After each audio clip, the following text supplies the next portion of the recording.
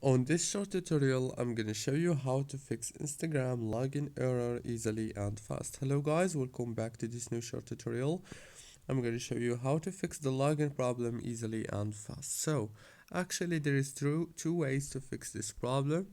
The first way is you have to open the settings, go to the wireless and networks, enable the airplane mode and disable it again, and then go back, open the apps manager, open the apps, and now you have to wait a little bit right here.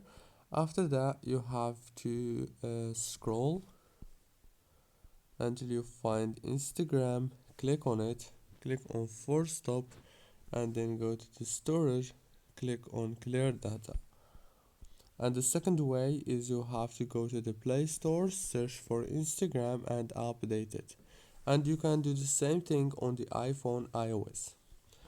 Don't forget to like, subscribe.